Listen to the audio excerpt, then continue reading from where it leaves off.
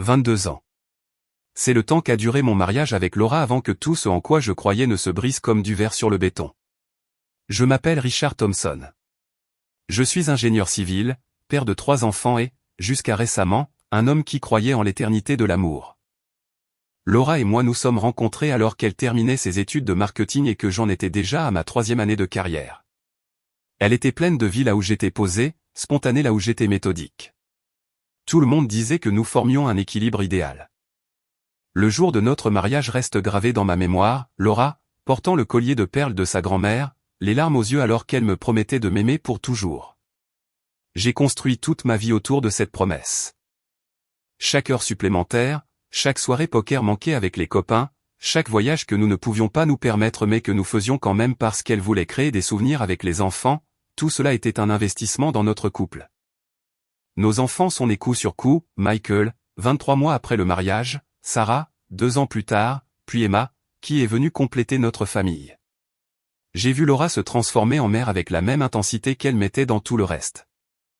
Elle organisait les après-midi de jeux comme des campagnes militaires, étudiait le choix des écoles avec la rigueur d'un doctorant et parvenait, par sa seule force de caractère, à donner à notre modeste maison de style colonial des airs de manoir.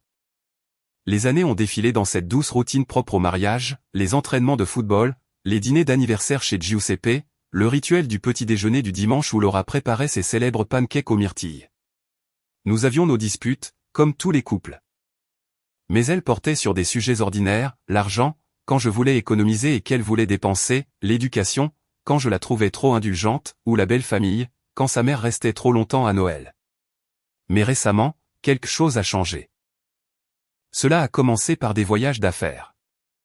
L'agence de marketing de Laura avait décroché de gros clients, m'expliquait-elle, ce qui exigeait des réunions en personne à Chicago, à Boston, et parfois des nuitées sur place. C'était logique, car elle avait travaillé dur pour obtenir cette promotion de directrice de clientèle principale.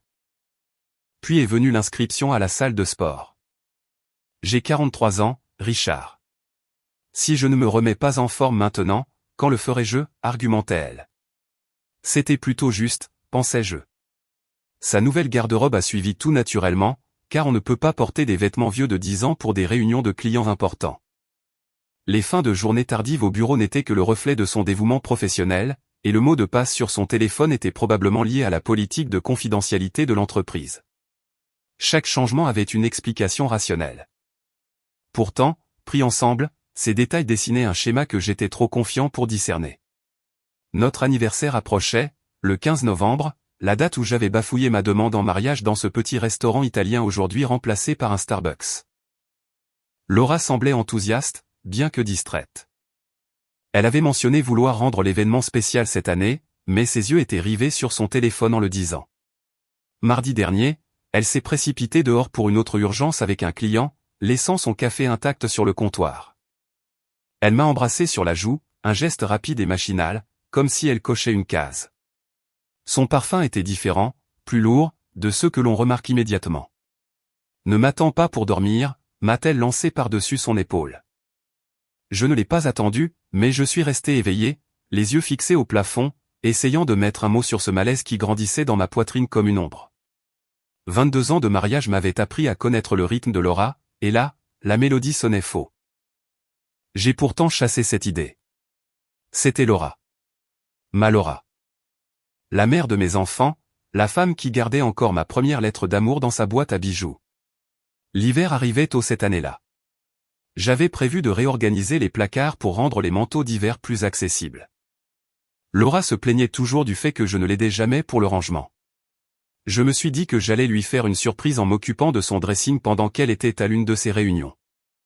Un petit geste, mais après tant d'années, ce sont ces petites attentions qui maintiennent un mariage en vie.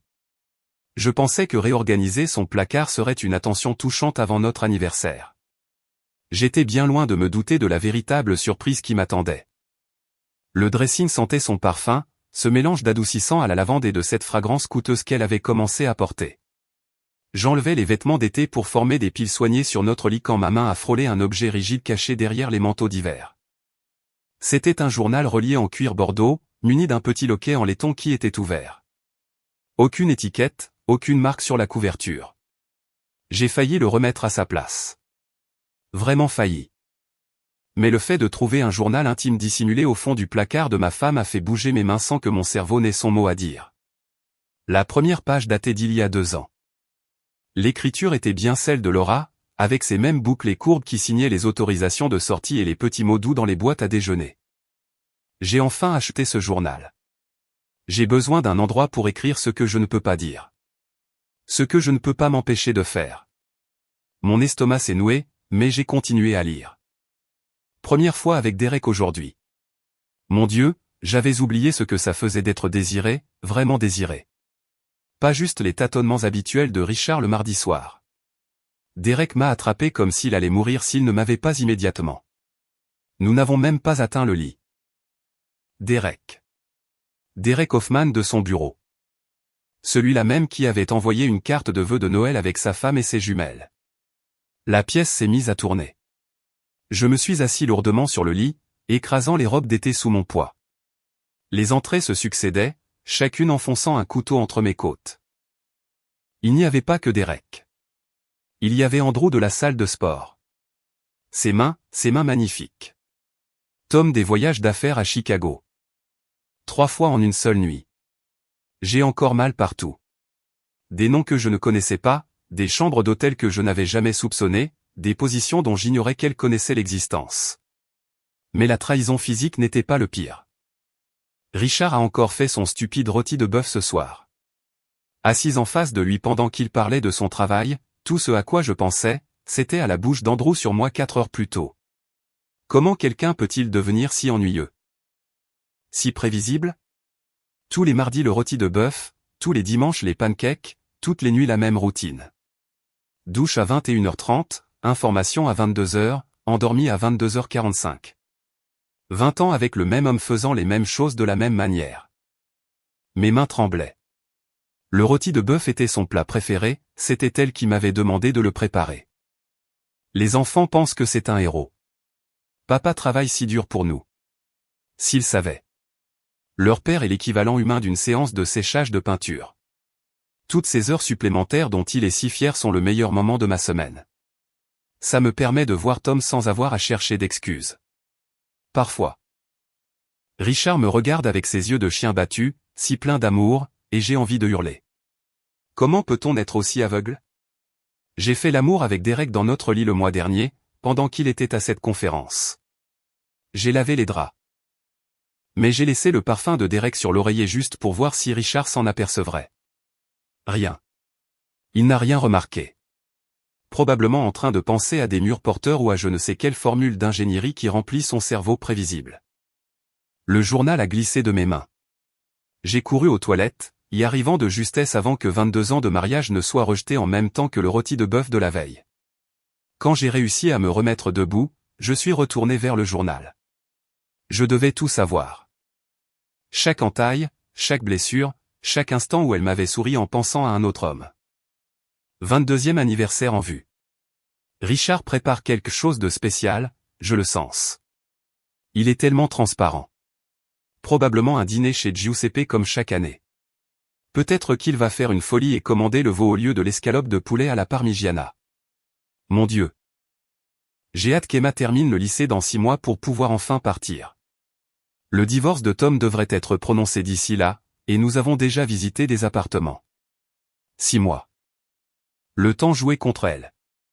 Elle se servait de moi pour assurer sa stabilité matérielle tout en planifiant sa fuite après la remise des diplômes d'Emma en mai. La dernière note remontait à 3 jours. Derek a rompu. Sa femme a tout découvert. Quel lâche. Mais Tom est toujours là, et j'ai rencontré quelqu'un de nouveau à la conférence la semaine dernière. James. Plus jeune. Fougueux. Il croit que j'ai 35 ans. L'alliance ne l'a pas freiné. Ça l'a peut-être même encouragé. Richard est à la maison. Probablement en train de ranger ses outils dans le garage pour la 100e fois, pendant que moi. Je vis. Je vis intensément. Il ne lira jamais ceci. Trop respectueux des limites. Trop confiant. Trop ennuyeux pour imaginer une seconde que sa femme puisse être autre chose que la mère et la partenaire dévouée qu'il croit voir. Le mensonge parfait. J'ai photographié chaque page. Chaque mot. chaque cruauté gratuite qu'elle avait consignée avec le même soin qu'elle apportait à ses listes de courses. Puis j'ai replacé le journal exactement là où je l'avais trouvé, caché derrière les manteaux d'hiver dont elle aurait bientôt besoin. Mes mains ne tremblaient plus. Une sensation froide et limpide avait pris le dessus. Elle pensait que ses secrets étaient en sécurité dans ce placard. Elle n'avait aucune idée que j'allais transformer ses écrits en son pire cauchemar. Pendant 3 jours, je suis devenu le plus grand acteur du monde. « Bonjour, chérie », lui disais-je en l'embrassant sur la joue alors qu'elle partait travailler. Cette même joue que Derek, Andrew, Tom et Dieu sait qui d'autre avaient embrassé. « Ne m'attends pas ce soir », me lançait-elle. « Dîner d'affaires. »« Roule prudemment », répondais-je. Elle ne savait pas que je connaissais le nom de son client, James, et que leur dîner se passerait dans le bar d'un hôtel. Pendant son absence, je travaillais. J'ai de nouveau sorti le journal de sa cachette pour être méticuleux. Cette fois, j'ai utilisé mon scanner à une résolution de 600 dpi. Chaque page, chaque note de marge, chaque petit cœur qu'elle avait dessiné à côté de certaines rencontres, les poèmes obscènes qu'elle avait écrits sur ses amants, les comparaisons détaillées entre eux et moi, toutes plus humiliantes les unes que les autres. J'ai cherché des imprimeries et j'ai arrêté mon choix sur un atelier artisanal situé à 3 villes de là, spécialisé dans les carnets personnalisés. Le propriétaire, un vieil artisan nommé Giuseppe, un autre Giuseppe, heureusement, n'a posé aucune question quand je lui ai demandé 10 exemplaires d'un livre relié en cuir. Un cadeau d'anniversaire, lui ai-je expliqué. Ma femme est écrivain. Magnifique, a-t-il répondu en passant ses doigts sur l'échantillon de cuir. Elle va adorer. L'ironie de la situation m'a presque fait rire. Je lui ai fait graver en lettres dorées sur chaque couverture, le journal de Laura. Chic. Élégant. Exactement le genre de choses que Laura apprécierait avec son nouveau goût pour les belles choses. La transformation qui s'opérait en moi était saisissante. La douleur initiale, cette impression d'être vidé de mon sang tout en restant conscient, s'était cristallisée en quelque chose de solide, une ligne de conduite claire. Je me suis surpris à observer Laura avec un détachement scientifique. Sa façon de regarder son téléphone en souriant, les nouveaux sous-vêtements dans la corbeille à linge que je ne lui avais jamais vu porter, les reçus de déjeuner dans des endroits où elle prétendait n'être jamais allée. « Tu es bien silencieux ces temps-ci », a-t-elle remarqué un soir pendant une pause publicitaire. Nous regardions une émission qu'elle avait choisie, une histoire de gens beaux ayant de beaux problèmes. « Gros projet au bureau », ai-je répondu. Les fondations de l'immeuble Morrison. Ah, a-t-elle réagi, les yeux déjà rivés sur son écran. C'est bien, chérie. Elle tapait frénétiquement un message, le sourire aux lèvres. J'ai pu apercevoir le nom du contact, Tom, probablement, ou peut-être un nouveau T. Que importait? J'ai commencé à passer des appels. Maman? Oui, je voulais m'assurer que papa et toi seriez là pour notre dîner d'anniversaire, le 15 novembre, ai-je commencé.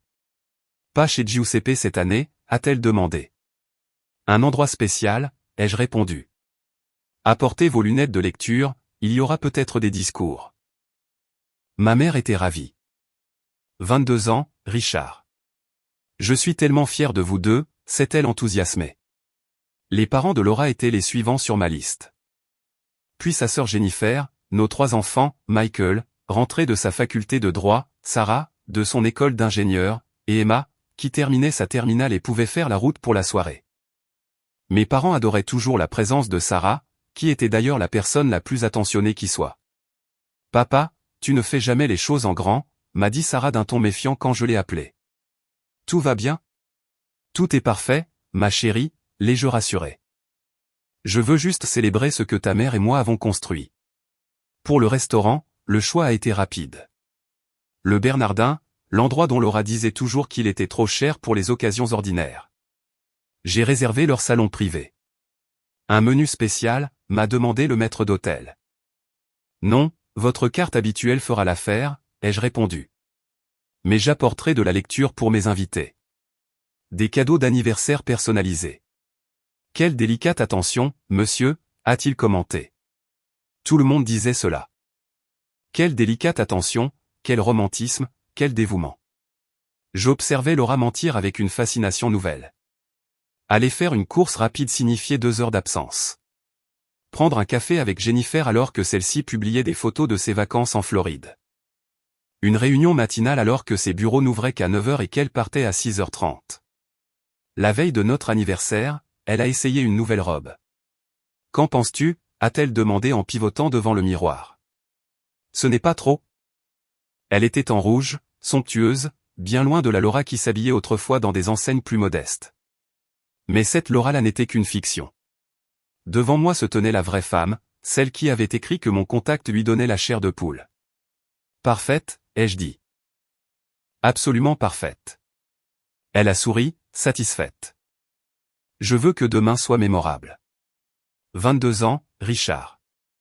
Ce n'est pas donné à tout le monde d'arriver jusque-là, a-t-elle déclaré. Non, ai-je acquiescé, en pensant aux 10 livres reliés en cuir enfermés dans mon bureau. C'est certain. Elle planifiait un autre voyage d'affaires pour la semaine suivante, tandis que je planifiais sa destruction totale. Cet anniversaire qu'elle pensait célébrer allait devenir ses funérailles sociales. Le Bernardin baignait dans la lueur tamisée des bougies. J'étais arrivé en avance pour disposer un exemplaire relié de cuir sur chaque siège, la couverture face contre table.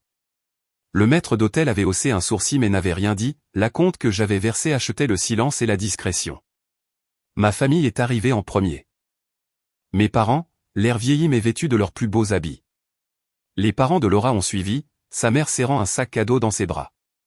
Jennifer est arrivée avec son mari Paul, puis nos enfants. Michael avait fière allure dans son costume d'entretien pour l'école de droit. Sarah avait fait 3 heures de route depuis son université.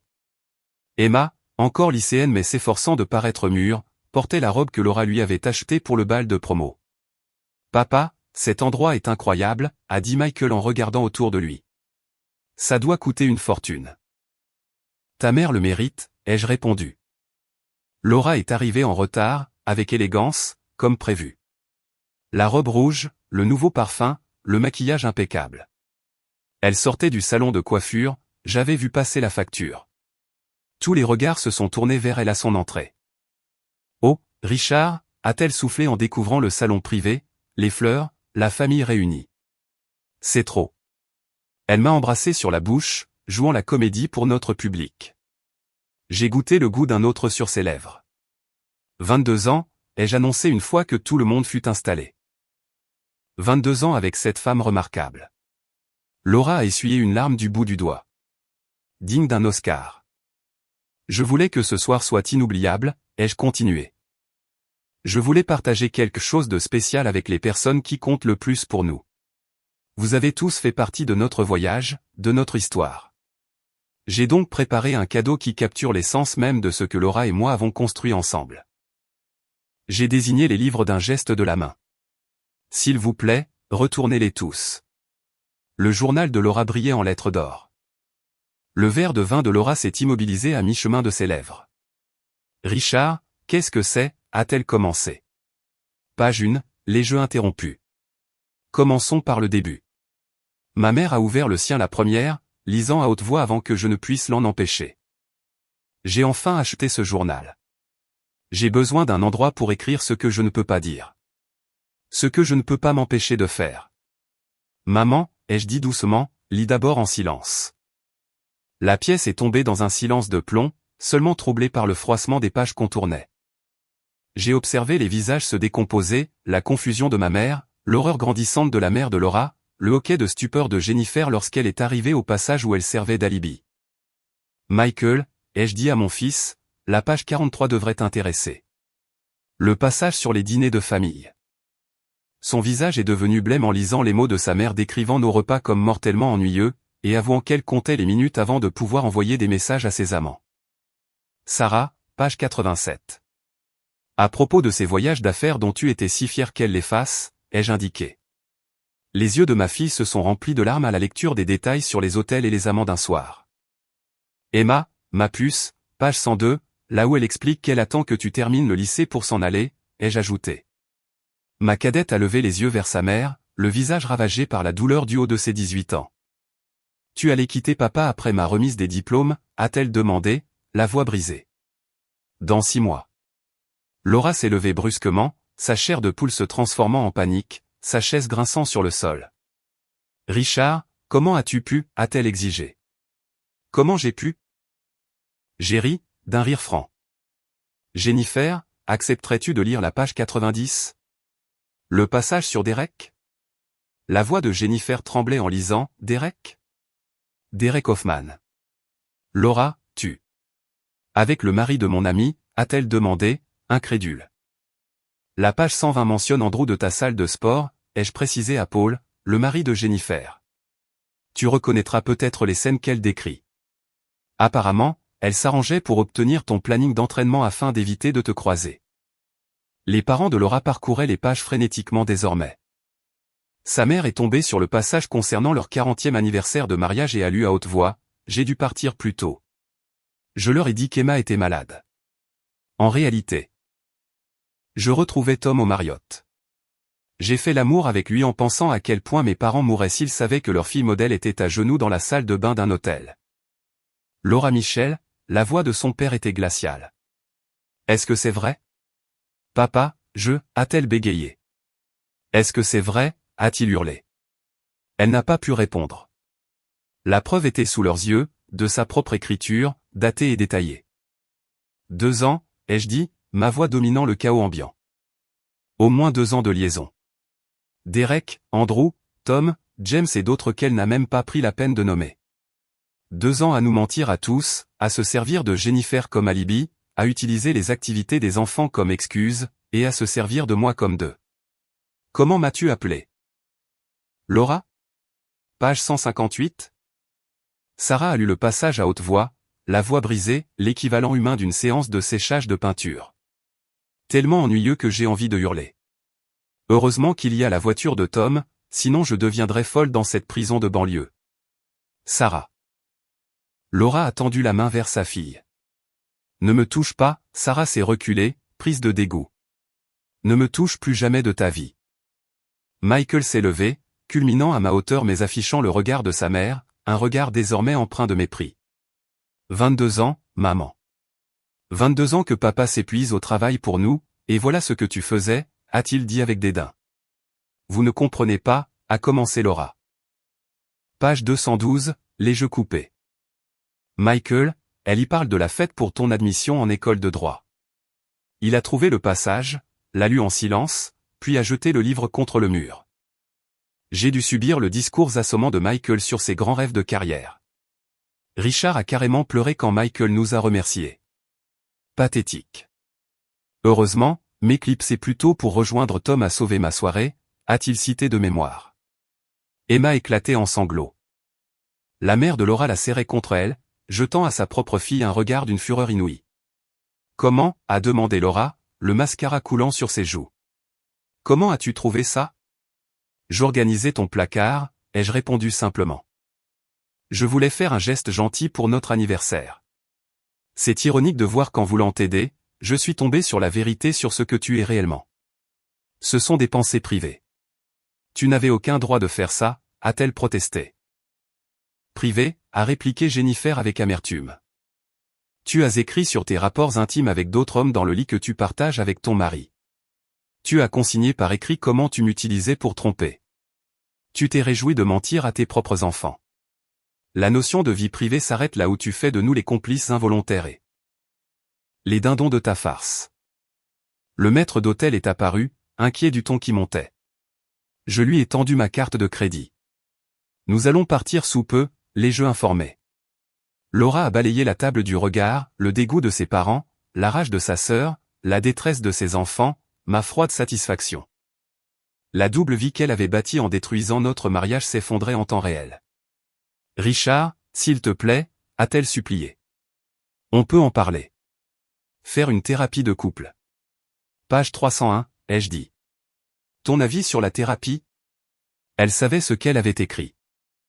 Nous avons tous vu son visage se décomposer sous le poids de ses souvenirs. Richard a suggéré une thérapie après une dispute sur l'argent. Comme si parler à un psy pouvait le rendre moins pathétique. La seule thérapie dont j'ai besoin, c'est de coucher avec Tom 2 fois par semaine et d'attendre la fin du lycée d'Emma. J'en ai fini, a annoncé Michael en se levant. J'en ai fini avec toi. On en a tous fini, a ajouté Sarah, aidant Emma à se lever. Vous êtes mes enfants, a balbutié Laura d'une voix chevrotante. Tu ne peux pas nous regarder ainsi, a dit Emma à travers ses larmes. La Benjamine de la famille, celle dont Laura attendait patiemment la fin de scolarité pour nous abandonner, lui a asséné le coup de grâce, je ne veux plus jamais te revoir. Ils sont partis ensemble, mes 3 enfants, se soutenant mutuellement. Les parents de Laura ont suivi sans un mot. Sa mère a laissé le sac cadeau sur la table. À travers le papier de soie, j'apercevais un album photo emballé, 22 ans de souvenirs qui n'étaient en fait que des mensonges. Jennifer s'est arrêtée sur le pas de la porte. « Je t'ai défendu », a-t-elle dit à Laura. Chaque fois que Richard semblait stressé, je lui disais que tu étais simplement concentré sur ta carrière. Je t'aidais à le détruire sans le savoir. Jenny, a commencé Laura. Mon nom est Jennifer, l'a-t-elle corrigé froidement. Et si jamais tu me recontactes, je partagerai ce journal avec tous nos proches. Puis, nous nous sommes retrouvés seuls, Laura et moi, dans ce salon privé, entourés de 10 livres reliés en cuir et des ruines d'un mariage. Pourquoi, a-t-elle chuchoté. Pourquoi ne m'as-tu pas confronté en privé? Page 412, ai-je dit. Veux-tu lire ce que tu as écrit sur ce qui se passerait si je le découvrais un jour? Elle a secoué la tête, mais je l'ai cité de mémoire, si Richard l'apprenait, je nierais tout. Je lui ferai croire qu'il est fou. Je suis plus intelligente que lui. Je l'ai toujours été. Je pourrais le convaincre que tout est dans sa tête. Les hommes comme Richard ne partent pas. Ils pardonnent. Ils acceptent. Ils sont trop faibles pour recommencer à zéro. Je me suis levé, j'ai ajusté ma cravate. Tu t'es trompé sur moi, Laura, sur toute la ligne. Mais surtout là-dessus, ai-je déclaré. À la fin de ce dîner d'anniversaire, Laura n'était pas seulement démasquée, elle était complètement effacée de la vie qu'elle pensait posséder. Le restaurant s'est vidé lentement, les autres clients jetant un coup d'œil curieux dans notre salon privé en passant devant. Laura est restée assise seule au milieu des livres éparpillés, sa robe rouge sonnant comme une amère plaisanterie. « Tu as tout détruit » a-t-elle murmuré, les yeux fixés sur la nappe. « Non, Laura, les jeux corrigés. C'est toi qui as fait ça. Je me suis juste assuré que tout le monde le voit. Mon avocat, Bradley Morrison, oh oui, celui de l'immeuble Morrison, attendait mon appel. Je l'avais engagé une semaine auparavant, le lendemain du jour où j'avais fini de numériser le journal. Bradley? Oui, le dîner est terminé, ai-je annoncé au téléphone. Vous pouvez déposer la demande demain. Non, pas de réconciliation possible. Les preuves sont indiscutables. Laura a levé les yeux. Tu as déjà engagé un avocat, a-t-elle demandé. Page 290, ai-je répondu. Tu y parlais de ton intention de dissimuler des actifs. Je me suis dit que je devais me protéger. Les papiers du divorce ont été signifiés le lendemain matin.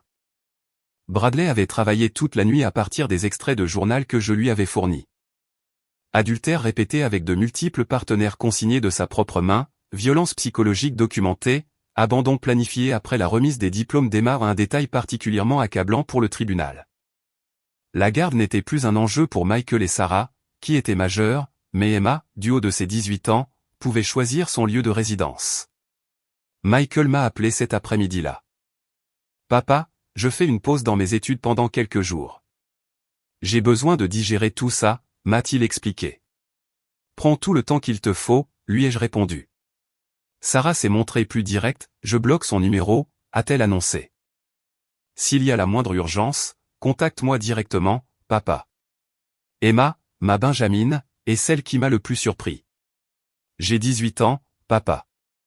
Je peux choisir chez qui je vis, a-t-elle déclaré. Je te choisis, toi. Laura s'est battue pendant une semaine pour essayer de rester dans la maison, mais le journal a rendu toute négociation impossible. Ses propres écrits sur ses plans de départ, sur son intention de cacher de l'argent et sur l'utilisation de notre maison pour ses liaisons se sont retournés contre elle. Ses parents, Roger et Patricia, sont passés pendant qu'elle faisait ses cartons. Nous avons honte, a dit Patricia simplement. Nous t'avons élevé mieux que ça. Tout le monde fait des erreurs, a commencé Laura pour se défendre. Des erreurs? La voix de Roger était dure comme la pierre. Une erreur, c'est oublier un anniversaire. Ça, c'est de la cruauté pure, calculée. Tu n'es plus la bienvenue chez nous, a-t-il tranché. L'exode social a été immédiat. Nos amis communs ont rapidement choisi leur camp. Il s'est avéré que la femme de Derek avait découvert le pot aux roses à peu près au même moment, ayant reçu sa propre copie des pages concernées par une source anonyme. La femme de Tom en a reçu une également, tout comme la petite amie d'Andrew. Chaque partenaire trahi a reçu exactement les informations nécessaires. L'employeur de Laura a lui aussi eu vent du scandale. L'utilisation du temps et des ressources de l'entreprise pour des liaisons personnelles, documentées noir sur blanc par sa propre écriture, n'a pas été du goût des ressources humaines. La promotion dont elle était si fière s'est volatilisée, rapidement suivie d'une invitation discrète à chercher de nouvelles opportunités ailleurs. « Tu as ruiné ma vie », a-t-elle hurlé pendant l'un des jours de déménagement. « No », ai-je corrigé en pliant le linge d'Emma. « Tu as écrit chaque mot qui a causé ta perte. Je me suis simplement assuré que les gens les lisent. » Le divorce a été prononcé en 3 mois seulement, accéléré par les preuves accablantes. Laura n'a obtenu que ce que la loi exigeait strictement. Pas de pension alimentaire, l'adultère ayant annulé cette possibilité. Le partage des biens s'est fait de manière limpide. Le journal prouvait qu'elle comptait de toute façon partir. La maison m'est revenue, tout comme les économies accumulées grâce à ces heures supplémentaires qu'elle tournait en dérision. Jennifer m'a appelé 1 mois après le divorce. Elle vit dans un studio au-dessus de l'ancien Dairy Queen, m'a-t-elle appris. Elle travaille pour une start-up de marketing qui la paie 2 fois moins que ce qu'elle gagnait avant. Je n'ai pas besoin de le savoir, ai-je répondu, et c'était vrai. Mais Jennifer ressentait le besoin de me le dire, de me confirmer que le karma avait rattrapé sa sœur. Et les enfants, a-t-elle demandé. Ils vont bien, ils se reconstruisent, ai-je répondu. Emma voit un thérapeute. Cette trahison l'a profondément marquée, surtout avec la transition vers l'université. Mais ils sont forts. Ils tiennent ça de toi. Elle avait écrit chaque mot qui a détruit sa vie. Je me suis simplement assuré que les personnes qui comptaient le plus lisent chacun d'entre eux. 8 mois après le divorce, je me trouvais dans ce qui avait été notre chambre, finissant d'empaqueter le dernier carton de vêtements d'hiver. Le placard où j'avais découvert le journal n'était plus qu'un simple placard. Plus de fantômes, plus de secrets cachés, juste des cintres vides et une légère odeur de cèdre. Emma avait obtenu son diplôme en mai, 6 mois après le dîner d'anniversaire. Cette fameuse remise des diplômes que Laura attendait tant pour nous quitter. Laura n'était pas dans le public. Elle avait envoyé une carte, Emma l'a jetée sans même l'ouvrir. « Je n'ai plus de mère », a déclaré Emma. « J'ai un père qui en vaut 2. » Roger, le père de Laura, m'a appelé ce matin-là. « Je pensais que tu devais le savoir », a-t-il commencé. Elle nous a recontactés pour demander de l'argent. Et alors, ai-je demandé. Je lui ai dit qu'elle avait fait ses choix, tous, sur le papier, à l'encre, avec les dates et les heures, a-t-il répondu fermement. La ville était suffisamment petite pour que les nouvelles aillent vite. Laura travaillait dans une start-up de marketing sur la route 9 dont tout le monde savait qu'elle perdait ses clients. Son studio au-dessus de l'ancien Dairy Queen était devenu une sorte de symbole local, l'endroit où logeait la femme qui avait tout et qui avait tout perdu. Jennifer me donnait parfois des nouvelles, incapable de s'en empêcher. Laura avait essayé les applications de rencontres, mais avait renoncé après que ses prétendants eurent cherché son nom sur Google. Elle avait tenté de s'inscrire dans une salle de sport, mais y avait croisé la nouvelle fiancée d'Andrew. Elle avait voulu rejoindre un club de lecture, avant de découvrir que la femme de Derek en faisait partie. Chaque porte qu'elle essayait d'ouvrir se refermait sur quelqu'un qui savait exactement qui elle était et ce qu'elle avait fait. Elle s'était renseignée sur l'entrée d'Emma à l'université, m'avait dit Jennifer la semaine passée. Elle voulait savoir quelle école elle avait choisie. « Qu'est-ce que tu lui as répondu » ai-je demandé. « Rien » a répliqué Jennifer. Il n'y a rien à dire à quelqu'un qui a écrit noir sur blanc qu'elle comptait les jours avant de pouvoir abandonner ses enfants. Les enfants avaient trouvé leur propre paix. Michael était de retour à l'école de droit, se spécialisant dans le droit des contrats. Les mots ont du poids, papa, m'a-t-il dit un jour. Maman me l'a bien appris. Chaque mot que tu écris peut revenir te définir. Sarah excellait dans ses études d'ingénieur, se spécialisant dans la conception de ponts. Je construis des liens qui ne se brisent pas, m'a-t-elle confié, et nous savions tous deux qu'elle ne parlait pas seulement d'acier et de béton. Emma nous a tous surpris en choisissant la psychologie à l'université. Je veux comprendre comment on peut compartimenter sa vie à ce point, a-t-elle expliqué. Comment peut-on embrasser ses enfants pour leur dire au revoir, puis écrire qu'ils sont des obstacles à son bonheur? Je n'avais pas de réponse à cela. Je pense que personne n'en a. La maison semblait différente à présent, plus légère. J'avais repeint, réorganisé et remplacé les meubles chargés de trop de souvenirs. La cuisine où elle avait planifié ses tromperies pendant que je préparais le dîner était désormais un espace où Emma et moi testions de nouvelles recettes avant son départ pour l'université. La chambre à coucher où elle avait fait venir Derek n'était plus que l'endroit où je dormais paisiblement, seul mais pas solitaire. Parfois, je la croisais en ville, à la station-service, mettant de l'essence dans une vieille Honda plutôt que dans la Lexus qu'elle conduisait autrefois. Au supermarché, achetant des marques génériques avec des coupons de réduction. Une fois à la banque, où elle se disputait au sujet de frais de découvert. Elle m'a vu cette fois-là, nos regards se croisant dans le hall. Pendant un instant, j'ai revu la femme que j'avais épousée, ou que je pensais avoir épousée. Puis j'ai vu ce qu'elle était devenue, mince, fatiguée, portant un manteau que je reconnaissais pour l'avoir vue porter 3 hivers auparavant. Elle a ouvert la bouche comme pour me parler, puis l'a refermée.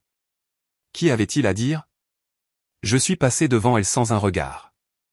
Non par cruauté, mais parce qu'elle m'était devenue étrangère. La Laura que j'avais aimée pendant 22 ans n'avait en réalité jamais existé. Cette femme, la vraie, avait consigné son identité profonde dans les 512 pages d'une vérité reliée de cuir. La dernière fois que Jennifer l'a mentionné, c'était pour me dire que Laura avait déménagé. Quelque part à 2 villes d'ici, dans un appartement plus petit, pour un travail encore moins rémunéré.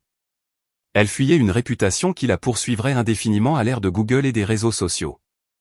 Elle te rejette la faute dessus, m'a rapporté Jennifer. Elle dit que tu as détruit sa vie par pure méchanceté. Elle a écrit l'histoire, ai-je répondu. Je me suis simplement assuré qu'elle ne relève plus de la fiction. Debout dans ce placard vide, j'ai réfléchi au temps et à la manière dont nous confondons son passage avec la sécurité. Laura croyait que 22 ans de mariage la rendaient intouchable, que ma prévisibilité était de la faiblesse, que le temps avait rendu ses secrets inoffensifs. Mais le temps n'est pas une cachette. C'est un amplificateur. Chaque mensonge qu'elle a proféré, chaque trahison qu'elle a commise, chaque parole cruelle qu'elle a écrite. Le temps ne les a pas effacés, il les a accumulés, y ajoutant des intérêts. La facture finale s'est avérée si lourde qu'elle lui a coûté tout ce qu'elle possédait. Les enfants portent encore des cicatrices. La confiance, une fois brisée, se reconstruit lentement et ne redevient jamais tout à fait la même. Ils ont appris trop jeunes que l'amour pouvait arborer un masque trompeur pendant des décennies, mais ils ont aussi compris que la vérité, aussi douloureuse soit-elle, valait mieux que les plus beaux mensonges. J'ai refermé la porte du placard et transporté le carton dans le garage. L'hiver approchait à nouveau, mais j'y étais préparé. La maison était chaleureuse, les factures payées, et les personnes qui comptaient vraiment aller rentrer pour Noël, Michael de son école de droit, Sarah de son programme d'ingénieur, et Emma de sa première année de psychologie. Laura était quelque part là-bas, dans son petit appartement, vivant avec les conséquences de chaque mot qu'elle avait écrit. Pas de réunion de famille, pas d'appel téléphonique des enfants, pas de dîner d'anniversaire, juste l'écho vide d'une vie qu'elle avait elle-même vidée de sa substance, consignée de sa propre plume. Elle pensait que le temps la rendait intouchable. J'ai prouvé que le temps n'avait fait que précipiter sa chute. C'est ainsi que s'achève notre histoire d'aujourd'hui. Était-ce la fin à laquelle vous vous attendiez, ou y a-t-il eu un rebondissement imprévu? Je suis curieux de connaître votre avis. Partagez vos impressions dans les commentaires ci-dessous pour lancer la discussion. Si cette histoire vous a captivé, n'hésitez pas à cliquer sur le bouton j'aime. Et si vous découvrez la chaîne ou si vous ne vous êtes pas encore abonné, c'est le moment idéal pour rejoindre notre communauté. Je vous propose chaque jour de nouveaux récits captivants. Alors, abonnez-vous et activez les notifications pour ne rien manquer. Merci pour votre fidélité, et à bientôt pour une prochaine histoire.